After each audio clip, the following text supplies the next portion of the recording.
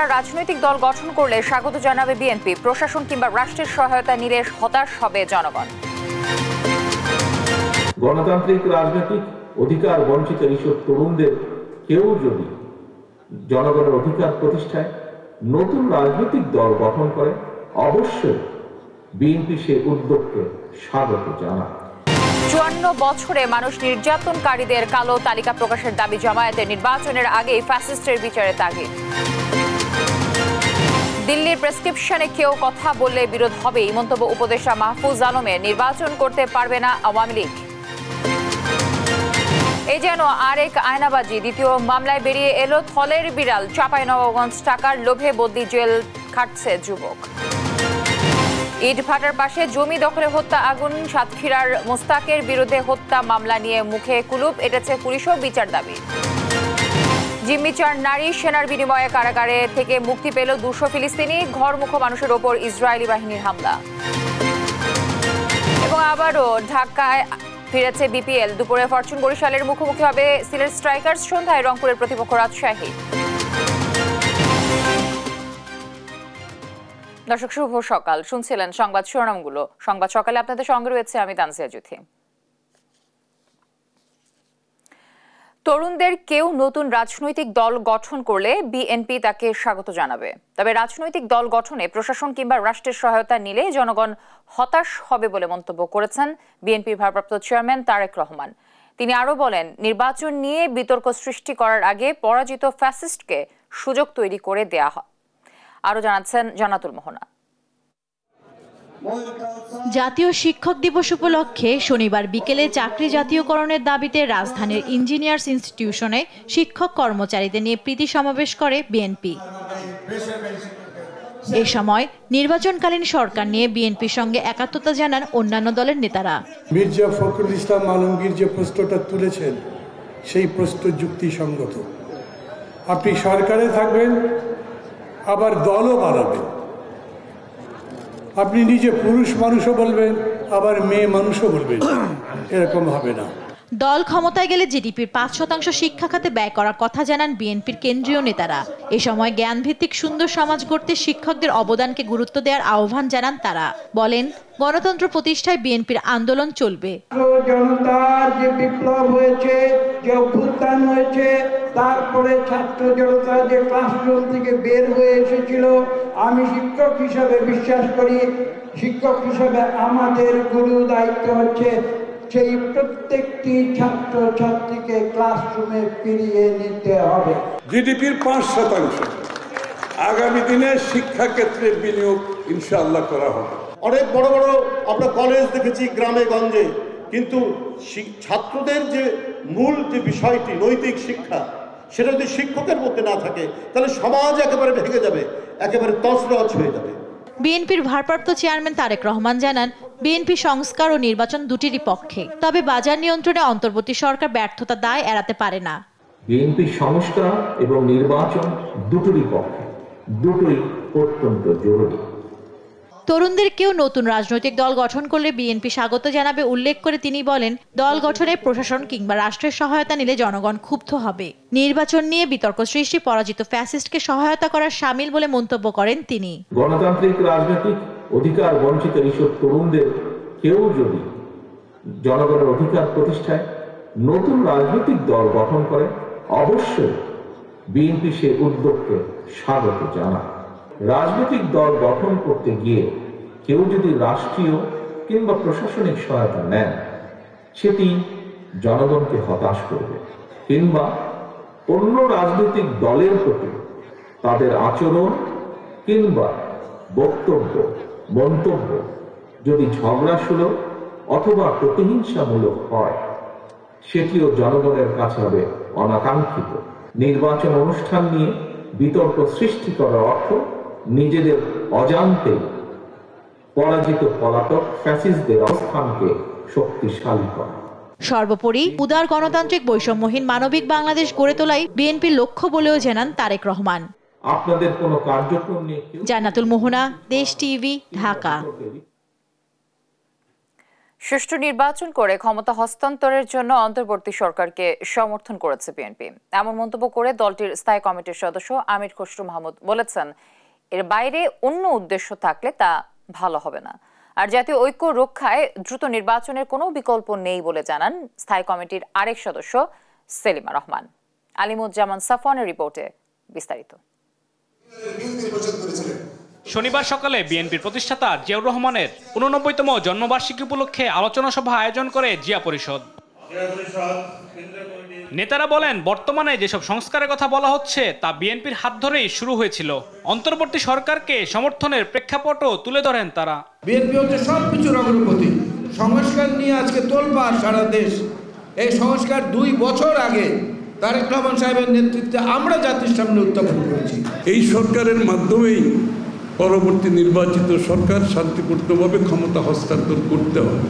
আর যদি কোনো উদ্দেশ্য হাসিলের জন্য বাংলাদেশের জনগণের মালিকানার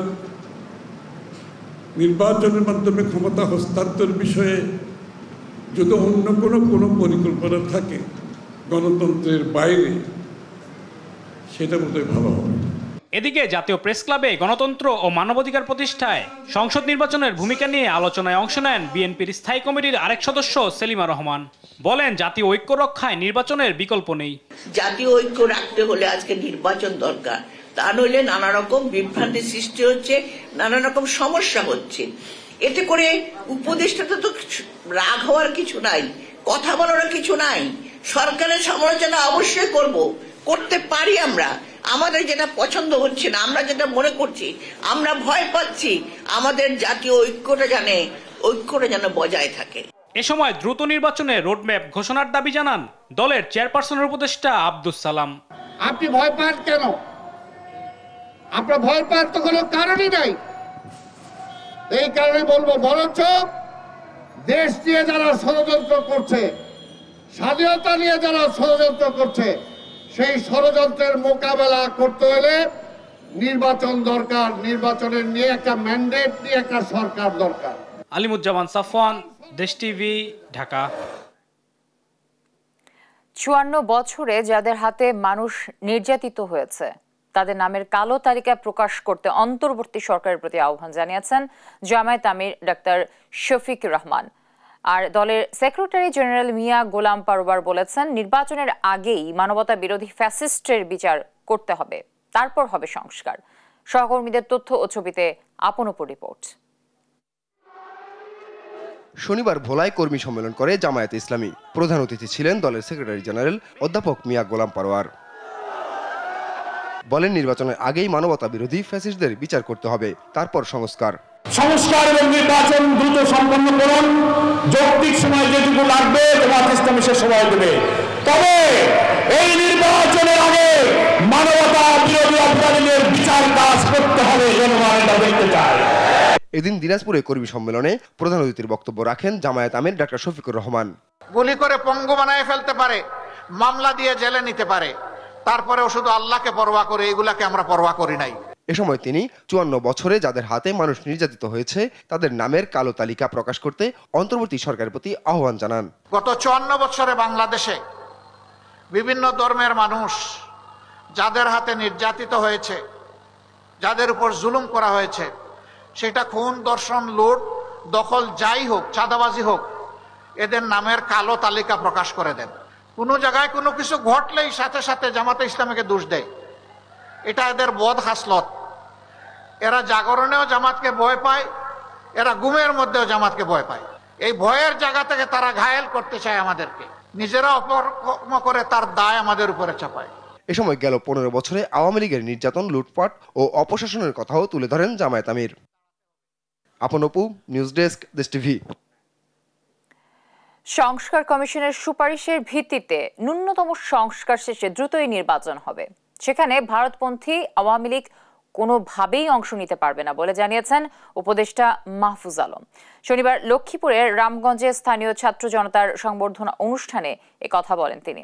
উপদেষ্টা আরও বলেন, অন্তর্বর্তী সরকার নিরপেক্ষ থেকে নির্বাচন আয়োজন করবে, তবে কেউ দিল্লির প্রেসক্রিপশনে চললে তার সঙ্গে বিরোধ হবে বলেও হুঁশিয়ারি দেন তিনি। হাসান মাহমুদের রিপোর্ট জানাচ্ছেন মোহাম্মদ সাকিব।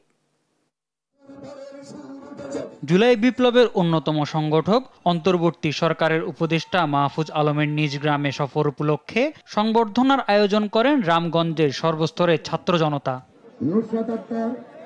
শনিবার এই সংবর্ধনা অনুষ্ঠানে যোগ দেয় স্থানীয় বিভিন্ন রাজনৈতিক দল ও সামাজিক সংগঠনের নেতারা।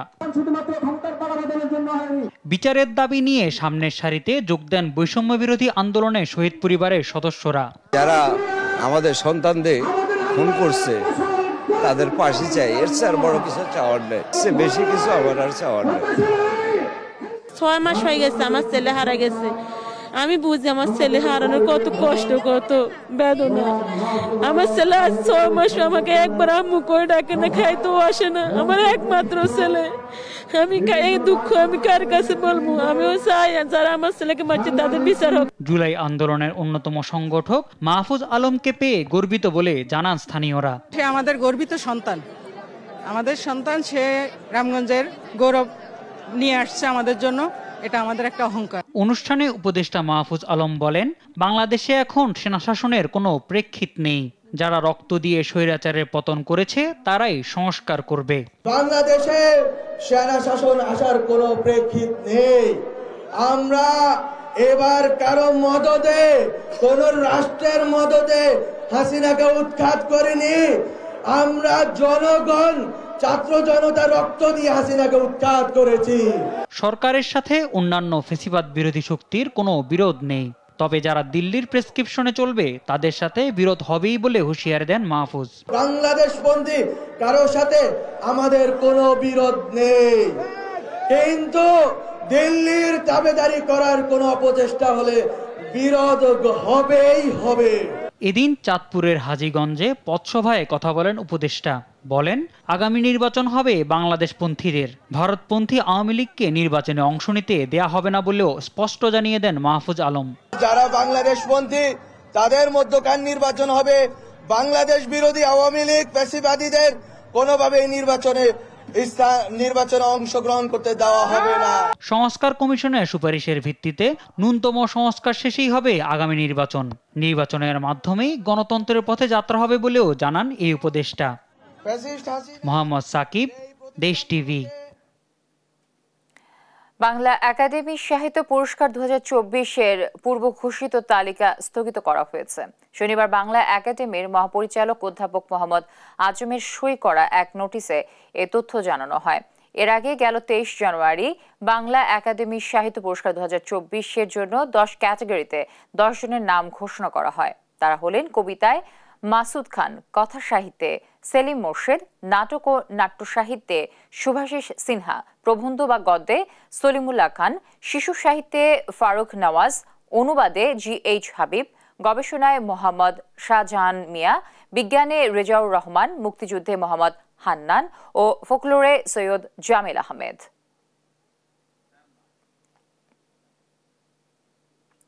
চাঁপাইনবাবগঞ্জ আদালতে কারাদণ্ড হয়েছে শেতাউর রহমানের এক প্রতারকের, কিন্তু শেতাউর সেজে সাজা খাটছেন মিঠুন নামে এক যুবক। শেতাউর সাবেক ইউপি সদস্য কিছু টাকা দিয়ে মিঠুনকে তার পরিবর্তে কারাগারে পাঠান। মিঠুন এখন রাজশাহী কারাগারে বন্দী। তার মা বাবা তাকে ছাড়াতে চেষ্টা করছেন। মানবাধিকার কর্মীরা বলছেন যে এটি মানবাধিকারের চরম লঙ্ঘন। সহকর্মী তারেক রহমানের তথ্যচিত্রে মোহাম্মদ আলাউদ্দিনের রিপোর্ট।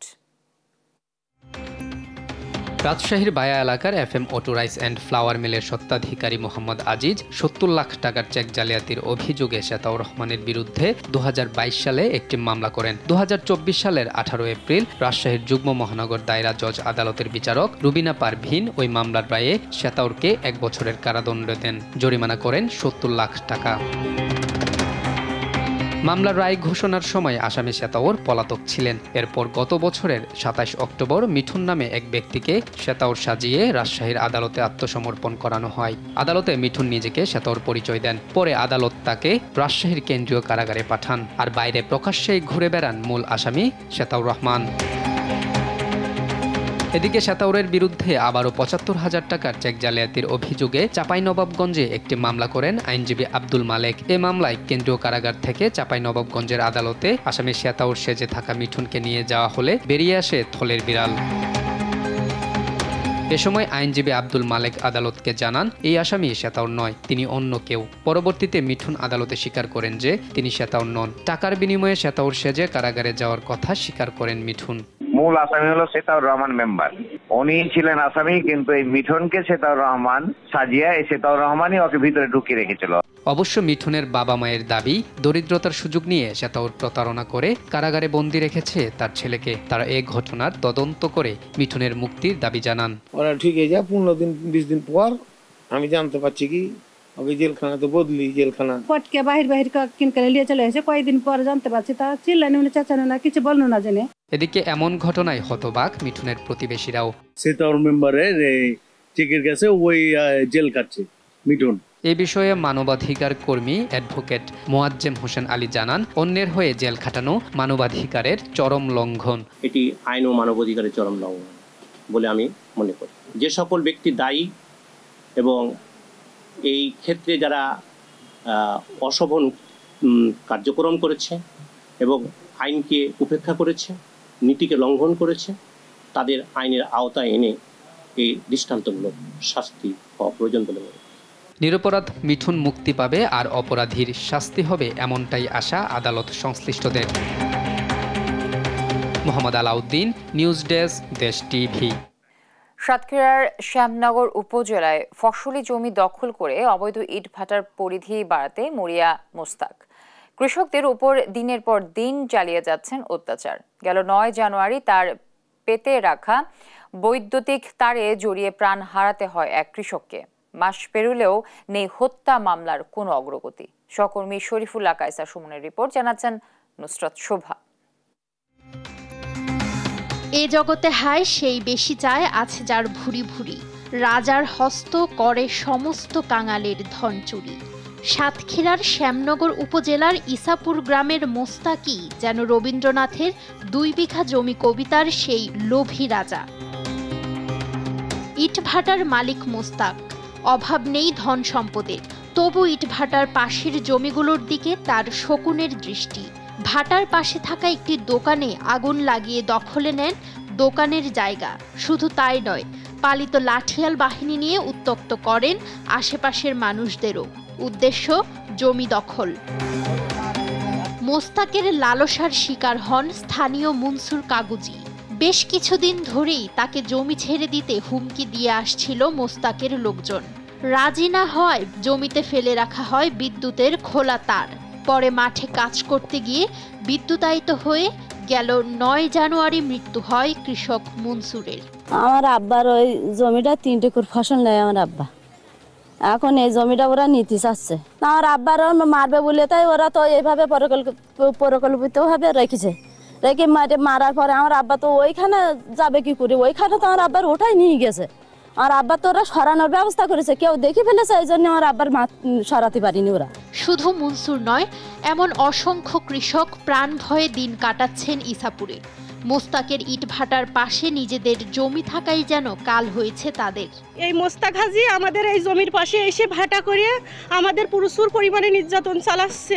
আমাদের খন্দপাতি হতে দেয় না। আমাদের 2 বিঘে মাত্র জমি, সেইখানে ঘের করেছি বলে সে আমাদের উপরে মামলা দিচ্ছে। আমরা এই 4-5 বছর মামলা চালাচ্ছি। আমার দোকান থাকে এখানে, কাঠের দোকান, সেই দোকানটা পড়িয়ে দিয়ে ও জমি দখল করে নেয় আমার জমি দেখাটা।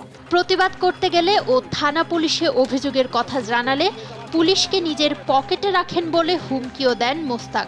এ নিয়ে কথা বলতে গেলে দেশ টিভির ক্যামেরার সামনে মুখ খুলতে রাজি হয়নি পুলিশ। জেনে তারপর বলতে হবে। ওই যে সামনে করে ওইটা। মনসুর হত্যায় জড়িতদের বিচার ও কৃষি জমিতে ভাটা বন্ধের দাবি ইসাপুরের কৃষকদের। নিউজ ডেস্ক, দেশ টিভি। পিলখানা ট্র্যাজেডির ঘটনায় বিস্ফোরক মামলায় দীর্ঘ 16 বছর কারাভোগের পর মুক্ত হয়ে বাড়ি ফিরেছেন সাবেক বিডিআর সদস্য পটুয়াখালীর আব্দুল মতিন। তার ফেরায় আবেগঘন দৃশ্যের অবতারণা হয় বাড়িতে। ফিরেছেন টাঙ্গাইল গোপালপুরের বদরুল আলমও। তাকে দেখতে বাড়িতে ভিড় করছেন স্বজন ও প্রতিবেশীরা। সহকর্মীদের তথ্য ও ছবিতে আপন উপর রিপোর্ট। পটুয়াখালীর রাঙ্গাবালী উপজেলার তিল্লা গ্রামের চৌকিদার বাড়ির উঠোন। ভিড় জমেছে আত্মীয় স্বজন ও পাড়া প্রতিবেশীর। সবার উৎসুক দৃষ্টি আব্দুল মতিনের দিকে, কেউ কেউ আবার তাকে আবেগে জড়িয়ে ধরেন। আব্দুল মতিন পিলখানা ট্র্যাজেডির ঘটনায় বিস্ফোরক মামলায় 16 বছর কারাভোগের পর জামিনে মুক্ত হয়ে বাড়ি ফিরেছেন। তাকে নিয়েই এমন আবেগঘন পরিবেশের সৃষ্টি। কারাগারের অন্ধকার দিনের কথা মনে করে অশ্রুসজল মতিনের চোখ। মিথ্যা সাক্ষী দেওয়ার জন্য ডাকছিল, আমি মিথ্যা সাক্ষী দেই নাই, এই জন্য আমাকে জেলে পাঠাইছে। আমরা সরকারের কাছে আকুল আবেদন জানাতেছি যে যে আমার ভাইয়ের চাকরি যে পূর্ণ বহাল দিতে পারি, এটাই আমাদের কাম্য।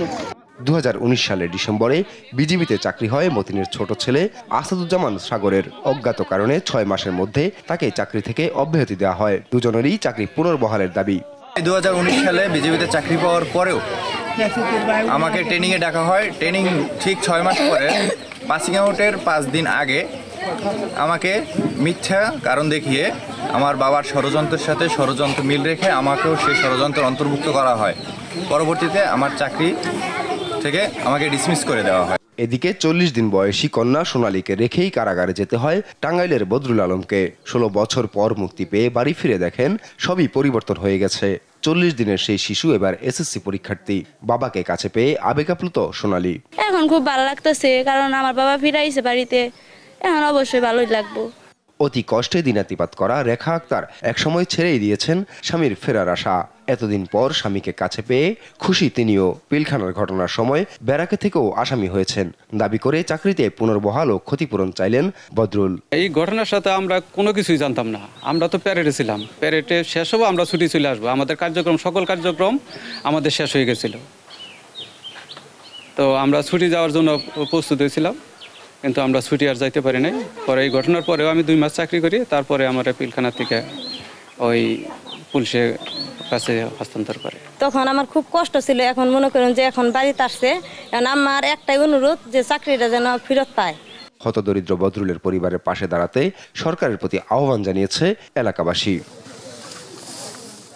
আপন অপু, নিউজ ডেস্ক, দেশ টিভি।